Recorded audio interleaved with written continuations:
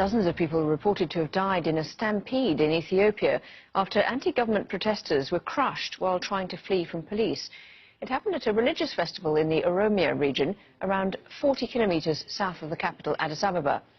The stampede was triggered by police firing tear gas and warning shots at demonstrators, causing them to flee and fall into a deep ditch. Sunday's rally was the latest in a number of anti-government protests to have erupted in Oromia in the last 2 years. Since late last year, scores of demonstrators have been killed in clashes with police. Joining us now from Ethiopia's capital, Addis Ababa, is journalist and blogger Befikadu Hailu. Thank you very much for being with us.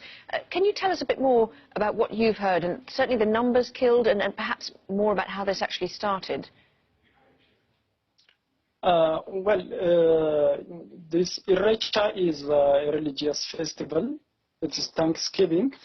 Many people, hundreds of thousands of people gather every year to celebrate it in Bishoftu, 42 kilometers away from Addis.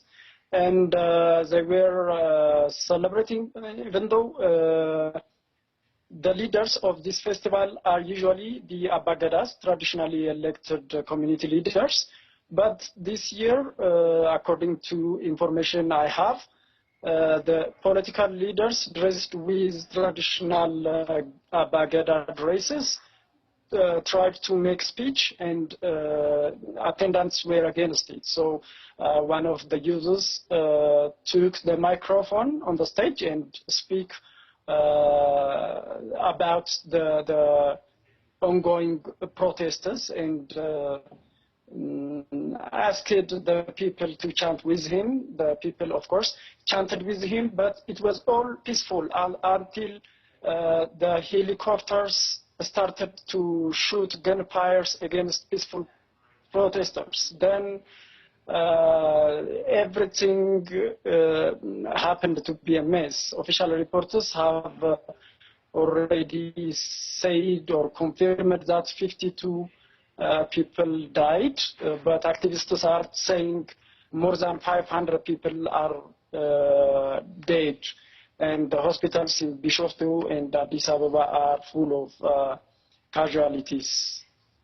Tell us a bit more about the unrest that's been going on there for a while. Is it normal to have had helicopters flying above an event like this, and surprising that they should shoot into the crowd? Well, in Oromia region, there has been protests going on for almost the past 10 months, and more than 600 people are reported dead. This is confirmed by Human Rights Watch. And the protesters are actually started asking the cancellation of the master plan, which is already cancelled, but it was just an initial point. People are asking autonomy in their regional administration and proportional representation in the federal government. Similar protests are going on in Amhara region too, but governments are underplaying the causes and the people's requests. Instead of giving legitimate answers to their legitimate questions, they are just blaming foreign elements and terrorist groups for instigating protests in the region.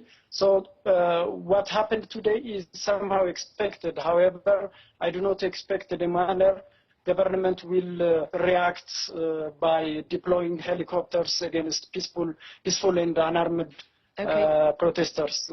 In fact, the town is a military town. Okay.